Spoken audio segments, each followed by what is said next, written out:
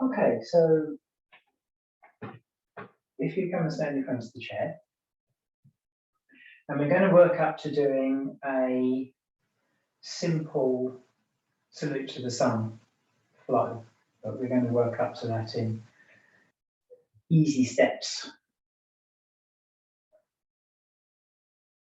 So I'm going to get you to sit yourself down. And the first thing we're going to look at, given that you're sitting there balanced on your sitting bones and you've got your basic Alexander directions working, first thing we're going to look at is taking your arms up. So maybe rest one hand on the leg, and I'll help you get the other arm up. The main thing we're looking for is keeping your back organized as the arm goes as far up as is easy and comfortable.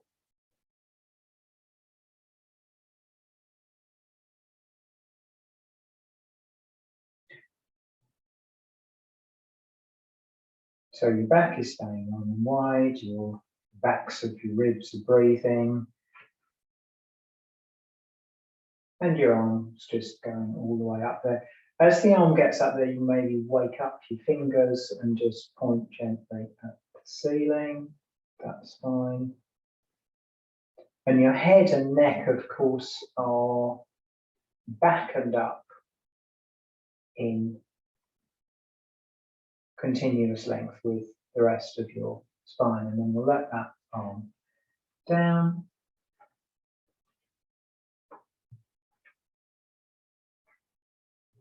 And we'll do very, very similarly with the other arm. So Cyriel's looking after her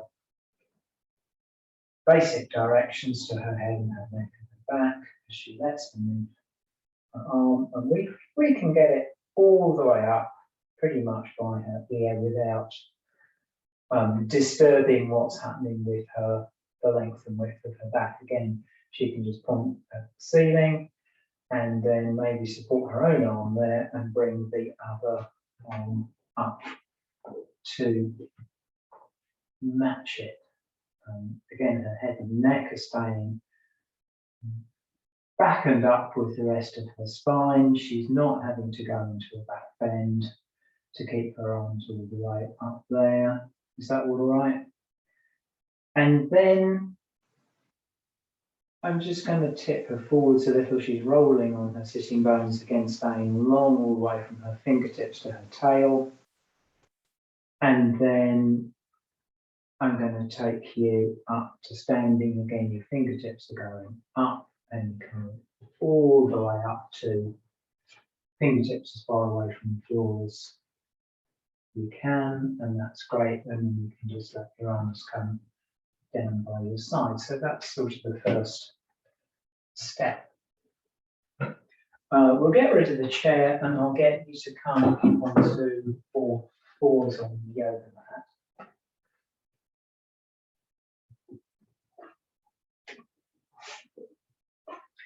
And the next thing we're going to investigate is just moving between cat stretch and cow stretch. So you can go whichever way you like first. That's great. And you're just taking the whole spine into that continuous hedgehog curl. The top of the head and the tip of the tail going down towards the mat, and the rest of your back coming up into that continuous hedgehog curl. Your hands are nice and open on the mat. And then let's just come back towards neutral. That's fine. As you find the neutral, you can maybe think of still breathing into the floating ribs in your back so that there's no tendency to kind of drop through the mid and lower back. So that's great, towards the floor. And then without squeezing the back of your head and your tail together, so you've still got a sort of length going on as you go the other way. That's fine. You're looking up, the tail in a way lifts up. You've got that continuous back bend going on, which is still comfortable and lengthening despite being concave. So it's kind of lengthening around that curve. Let's just do one more of the sequence of that, one more round of that, just coming to neutral. Again, the head and neck stay back and up with the rest of the back. This area of the back, just double checking that's not dropping down, but that's great, but there's breath coming back into the floating ribs. And then let's just do one more round of the cat-cow. That's great, really coming up into the ribs, away from the hands, away from the shins. And then coming to neutral again. Long from head to tail, and staying long from head to tail as you come into the concave stretch, the back stretch. Coaxing some back stretch into the thoracic spine, so that it's not overly concentrated in the lower back. That's great. And then again, the head goes out towards the wall. The middle and lower rib cage come back towards the ceiling. That's great. Are you still comfortable on all fours? You're all right to stay there for a bit. The next thing to do, as you make this movement, you may need to adjust where your feet are, but we're going to go from all fours into a plank.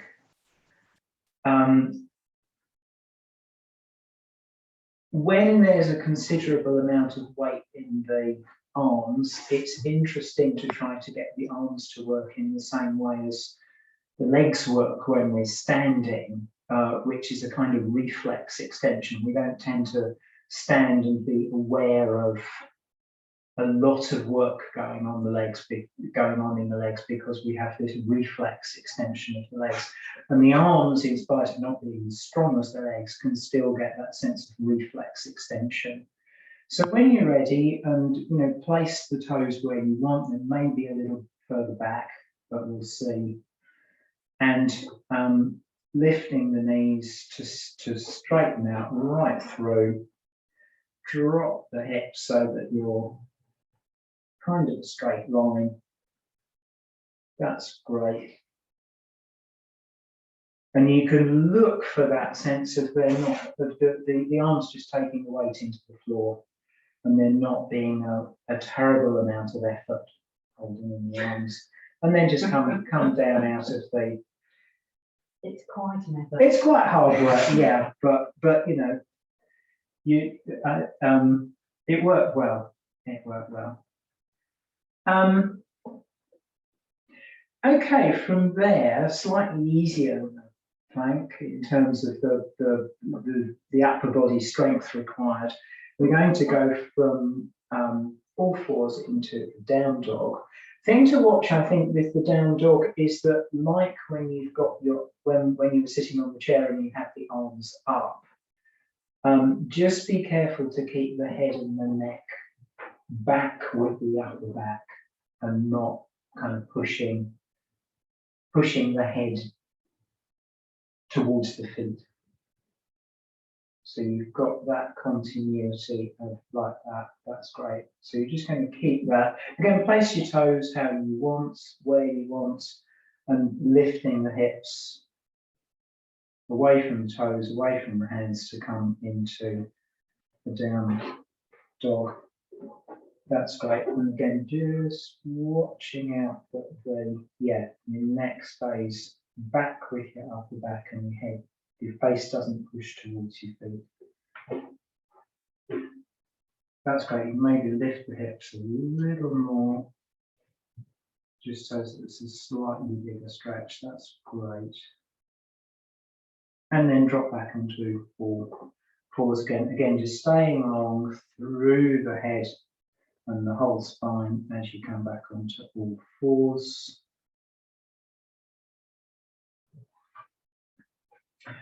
Okay, so that's it for the all fours bit. So I hope that wasn't too tiring on the hands. I think it was fine. So if you find your way to standing,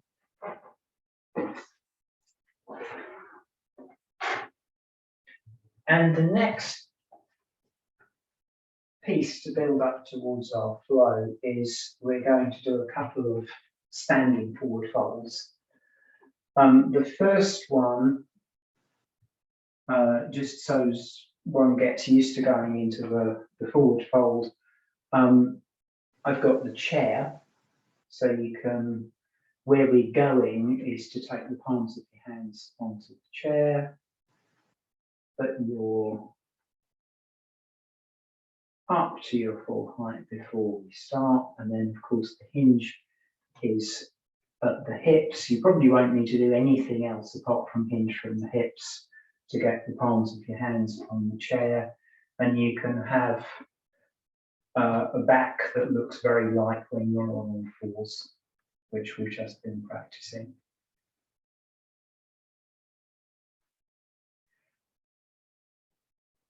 And then maybe come back up. And if we again just move the chair out of the way, and you can go into an ordinary standing forward fold with fingers or any part of your hands on the floor. And as you go deeper into that fold, you can even soften the knees a little bit if you want to, however you like with that. As you've come further over into that fold, your back's come into a more continuous hedgehog curl, which is what it needs to do, but it's still lengthening, so that's fine. And then you can come back up from there. That's great.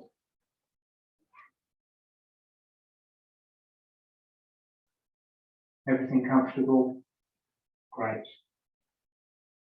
And the next one we're going to try is squat, which we're going to do just holding hands, maybe holding wrists, just to help each other's balance along. So if we gently fall back away from each other and our legs can fold and give each other a little bit of weight, our backs go away from each other, again, there'll come a point where we go into more of a hedgehog curl. And then just send it back away from me, give me a bit of weight, and go up again.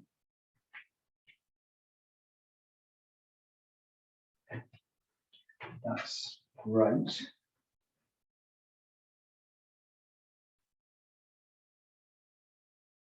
And then if you go into a squat again by yourself, with the feet just sort of hip width apart where you are, and just put the palms of your hands on the floor an easy distance in front of your feet. And then we're just going to practice the transition from being in a squat to being in a standing forward fold. You may need to adjust the hands slightly. You may not fully straighten the knees. Both of those things are fine. And again, you may come into a little more of a continuous hedgehog curl through your spine as you straighten your legs, take your hips up to the ceiling and come into a standing forward fold.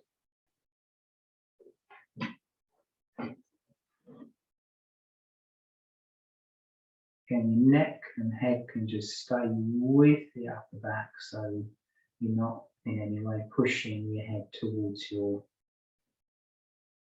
legs. That's great. And then let's just come down, back down into the squat again.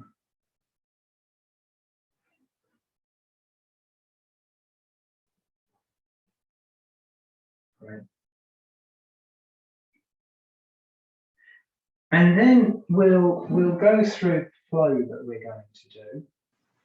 So if you stand yourself up there, and Cyril does actually know the flow, so but we're going to go through it slowly. So if you just walk forward on the mat so you've got the space.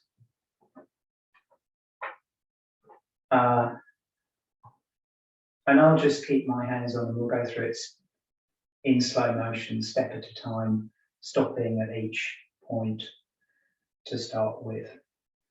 So here we go, hands to my heart.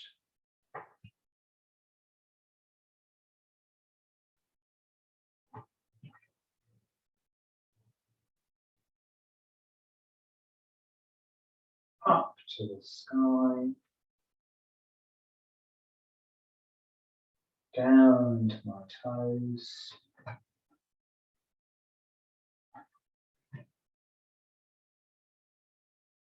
And you'll need some spring in your legs for this bit, and of course, jump back like I can fly.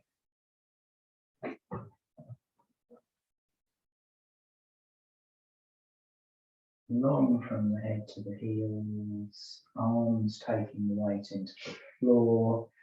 Now I'm a dog. Dog. Now I'm a dog. Again, just not push the head towards the legs. Now I'm a cat.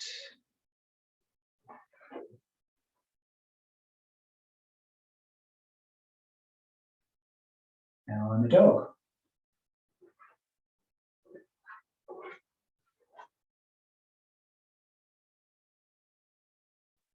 And again, you'll need some spring in the legs. Jump my feet back. And up. To stand and come back to just standing neutrally. And then if I just get out of the way, and you can go through it smoothly. Okay, I can try. Do you want to say the rhyme or shall I say the rhyme? You say the rhyme. Okay. Hands to my heart. Up to the sky. Down to my toes. Jump back like I can fly. Now I'm a dog. Now I'm a cat. Now I'm a dog. Jump my feet back. Hands to my heart. Up to the sky. Down to my toes. Jump back like I can fly. Now I'm a dog. Now I'm a cat. Now I'm a dog. Jump my feet back.